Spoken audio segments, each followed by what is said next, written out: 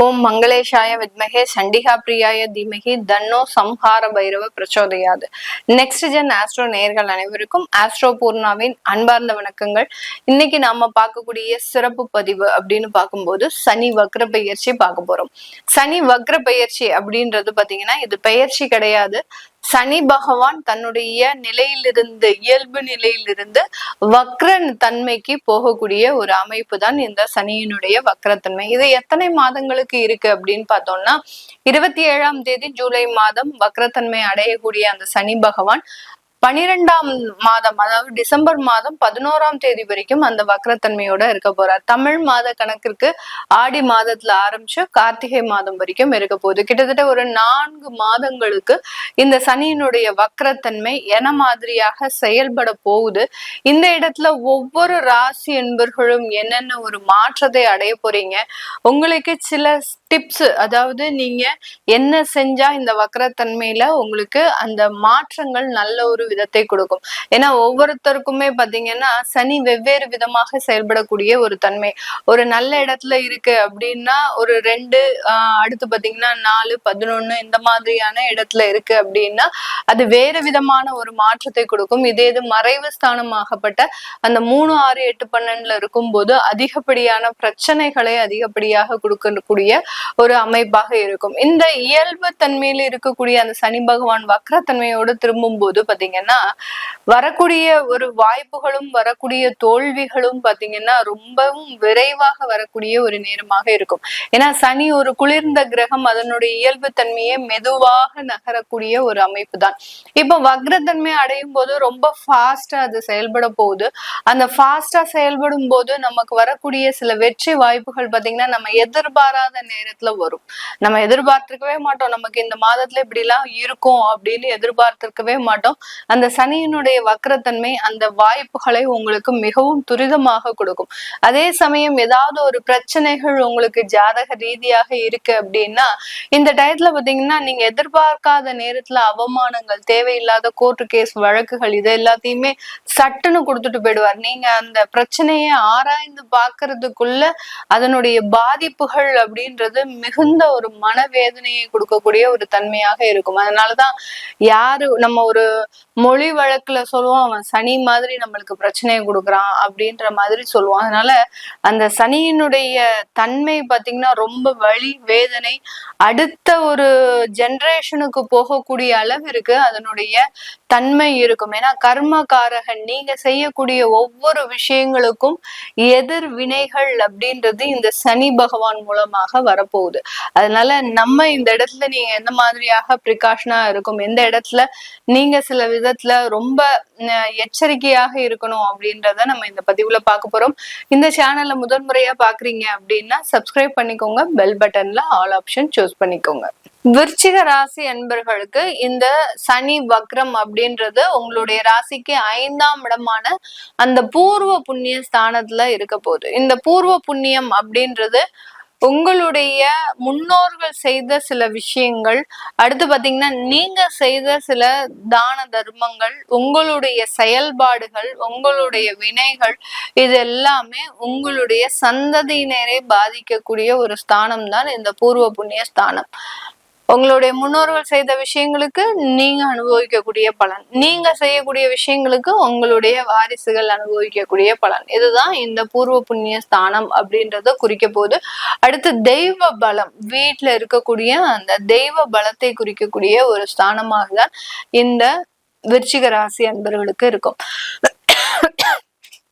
இந்த விருச்சிக ராசி என்பவர்களுக்கு 5ஆம் இடத்துல சனி வக்ரம் அடைகிறாரு அப்படின்னாலே முழுமையாக அந்த தெய்வத்தினுடைய நம்பிக்கை அப்படின்றது உங்களுக்கு இல்லாம போயிடும். என்னடா இது, நம்ம எவ்வளவு நாள் கஷ்டப்பட்டுக்கிட்டே இருக்கிறோம், இந்த ஜோதிடர்களும் இன்னைக்கு சரியாயிடும் நாளைக்கு சரியாயிடும்ன்றாங்க, எந்த நாளும் சரியாக மாட்டேங்குது, நாளுக்கு நாள் அதிகரிச்சுக்கிட்டே இருக்கே ஒழிய எந்த ஒரு பிரச்சனையும் தீர மாட்டேங்குது அப்படின்ற மாதிரியாக உங்களுடைய எண்ணங்கள் முழுமையாக எதிர்மறையாக அந்த தெய்வ நம்பிக்கை அப்படின்றது இல்லாம ஆயிடும். ஆனா உங்களுக்கு நிறைய நல்ல விஷயங்கள்லாம் நடந்திருக்கும், அதை யாருமே பாத்துக்கிறது இல்லை. இந்த விருச்சிக ராசி அன்பர்களை பொறுத்த மட்டுக்கும் இவர்கள் மேல போக போக இவர்களினுடைய நெகட்டிவா மட்டும்தான் யோசிப்பாங்களே ஒழிய இவர்களினுடைய வளர்ச்சியை யாருமே யோசிக்க மாட்டாங்க. அந்த அளவுக்கு இந்த விருச்சிக ராசி அன்பர்களினுடைய மனநிலை பாத்தீங்கன்னா அதிகப்படியான நெகட்டிவான ஒரு விஷயங்களை கொண்ட ஒரு மனநிலையாக தான் இருக்கும்.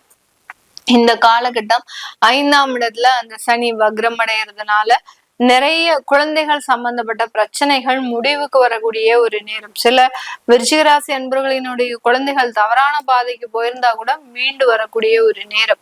அடுத்து பாத்தீங்கன்னா காதல் போன்ற விஷயங்கள்ல நிறைய ஏமாற்றங்கள் அடைந்திருந்தாங்க அப்படின்னா அதுல இருந்து மீண்டு வரக்கூடிய ஒரு நேரம்.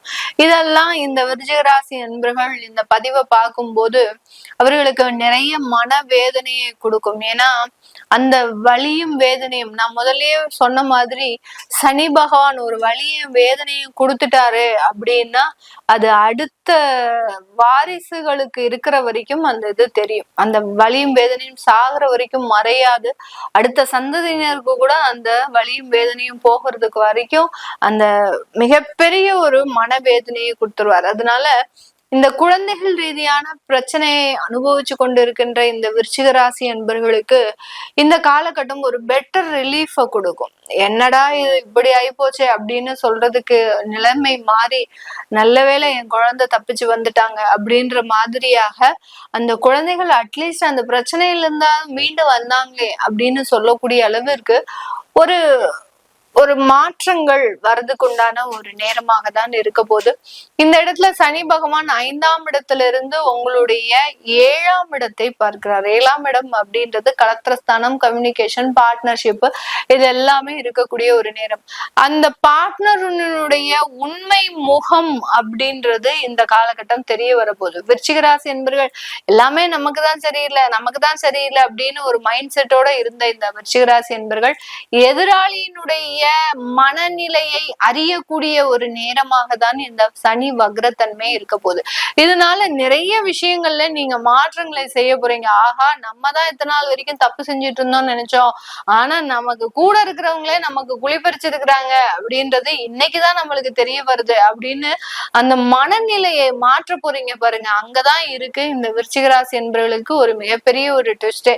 அதனால அந்த 7ஆம் இடத்திற்கு உண்டான ஒரு நபரை உங்களுக்கு அடையாளம் சுட்டி காட்டி யார் செய்யறது தவறு, யார் செய்யறது ஒரு உண்மை அப்படின்றத சுட்டி காட்டக்கூடிய ஒரு தருணமாக தான் இந்த சனி வக்ரத்தன்மை அப்படின்றது முழுமையாக இருக்க போகுது. அடுத்து இந்த சனி பகவான் உங்களுடைய ராசிக்கு 11ஆம் இடத்தை பார்க்கிறாரு. அதாவது எதிராளியை பார்த்தாச்சு, எதிராளியினுடைய குற்றத்தை பார்த்தாச்சு. அடுத்து நீங்களே செல்ஃப் டெவலப்மெண்ட், 11ஆம் இடம்ன்றது லாபஸ்தானம். உங்களுடைய தொழில இருக்கக்கூடிய வளர்ச்சிகளை பார்க்க போறீங்க. எப்படி எப்படிலாம் நம்ம உழைச்சா நம்ம முன்னேற முடியும் அப்படின்றத பார்க்க போறீங்க. இது நாள் வரைக்கும் இருந்த சில மனக்கசப்புகள் எல்லாமே முழுமையாக நீங்கக்கூடிய ஒரு நேரம்.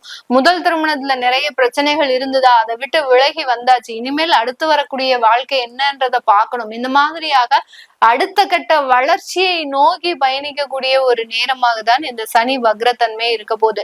வெளியூர் வெளிநாட்டுல இருக்கக்கூடியவர்களுக்கு தொழில் செய்யக்கூடிய வாய்ப்புகளும் அங்க வேலையில நிரந்தர ஒரு அமைப்புகளும் இருக்கிறதுக்கு உண்டான ஒரு நேரமாக தான் இருக்கும். அடுத்து உங்களுடைய 2ஆம் இடத்தை சனி பகவான் பார்வையிடுகிறார்.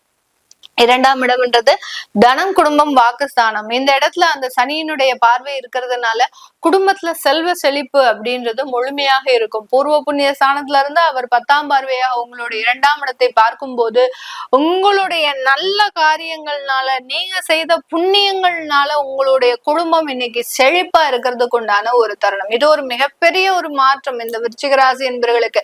இதை நம்ம சொன்னாலும் நம்ப மாட்டாங்க இந்த விருச்சிக ராசி என்பவர்கள். ஏன்னா அவர்களினுடைய மனநிலை பாத்தீங்கன்னா, எனக்கு நெகட்டிவ் நடந்துருச்சு, என்னுடைய முதல் திருமணம் வீணா போயிடுச்சு அப்படின்ற மாதிரியே தான் இருப்பாங்களே ஒழிய 2வது ஒரு வாழ்க்கை நல்லா இருக்கு அப்படின்றத அவர்கள் நினைச்சே பார்க்க மாட்டாங்க. அப்படியே அந்த 2வது திருமணத்தை இவர்கள் பண்ணிட்டா கூட இந்த 2வது குடும்பத்துல வாழ்ந்துட்டு இருக்கும் போது இவர்களினுடைய எண்ணம் ஃபுல்லாவே அந்த முதல் திருமணத்துலதான் இருக்கும். நான் அங்க அன்னைக்கு இப்படி இருக்கும்போது என்னை ரொம்ப கொடுமைப்படுத்தினாங்க, நான் அப்படி இருக்கும்போது எனக்கு நிறைய அவமானங்கள் வந்துச்சு, இப்படி அந்த பழைய ஞாபகங்களை விட்டு வெளியில வர முடியாத ஒரு ராசி என்பர்கள் இந்த விருச்சிக ராசி என்பர்கள். அதனால இந்த பதிவை பார்க்கக்கூடிய ஒவ்வொரு விருச்சிக ராசி என்பர்களும் உங்களுக்கு நடக்கக்கூடிய நல்ல மாற்றங்களை மட்டுமே பற்றி நினைத்திருங்க. உங்களுடைய வாழ்க்கையே முழுமையாக மாறி போயிடும். அதனால குடும்பத்துல இருந்து, உங்களுடைய தொழில இருந்து, உங்களுடைய எதிராளிகளை முதற்கொண்டு நீங்க நல்ல ஒரு மாற்றி அமைக்கக்கூடிய ஒரு நேரமாக தான் இந்த சனி வக்ரத்தன்மை இருக்க போது. இந்த காலகட்டத்துல நீங்க செய்ய வேண்டிய ஒரே ஒரு பிராயசித்தம், உங்களுடைய கடமைகளை தினமும் கண்டிப்பாக செய்யணும். ஏன்னா இந்த இடத்துல இந்த சனி பகவான் அப்படின்றத பூர்வ புண்ணிய ஸ்தானத்துல இருக்கிறதுனால யாரோ செஞ்ச தவறுக்காக நீங்க இன்னைக்கு அனுபவிச்சுட்டு இருக்கிறீங்க. அதனால நீங்க இன்னைக்கு ஒவ்வொரு இடத்துலயும் செய்யக்கூடிய சில விஷயங்கள் உங்களுடைய சந்ததியினருக்கு போகுது. அதனால கர்மாவை கரெக்டா செஞ்சிட்டீங்க அப்படின்னா கண்டிப்பாக நல்ல ஒரு நிவர்த்தி இருக்கும். நிறைய தெய்வ வழிபாடு வீட்டுல இந்த விருச்சிக ராசி என்பர்கள் இந்த சனி வக்ர காலகட்டத்துல பாத்தீங்கன்னா அணையா தீபம் ஏத்துங்க. இந்த அணையா தீபம் தான் உங்களுடைய வாழ்க்கையில வெளிச்சத்திற்கு கொண்டு வரப்போகுது. அந்த இடத்துல உங்களுக்கு ராசியில சந்திரன் நீச்சமா இருக்கிறதுனால அந்த மனநிலை சார்ந்த சில விஷயங்கள்ல ஒரு தோல்விகள் இருக்கும். அதை நீங்க நிவர்த்தி அடையிறதுக்கு அணையா தீபம் வீட்டுல ஏத்தி வைங்க. இது ஒரு பரிகாரம் போரும், ஒரு பிராயச்சித்த போதும்.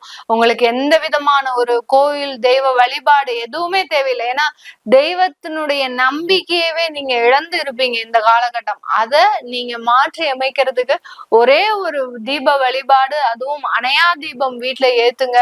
அது உங்களை அடுத்த கட்ட ஒரு வளர்ச்சிக்கு கொண்டு போகக்கூடிய ஒரு நேரமாக தான் இருக்கும். உங்களுடைய ஜாதகத்தை நீங்க பார்க்கணும் விருப்பப்படுறவங்க கீழே இருக்கிற நம்பருக்கு வாட்ஸ்அப்ல அப்பாயின்மெண்ட் வாங்கிக்கிட்டு நீங்க கன்சல்ட் பண்ணிக்கலாம். உங்களிடமிருந்து விடைபெறுவது உங்கள் ஆஸ்ட்ரோ பூர்ணா. நன்றி, வணக்கம்.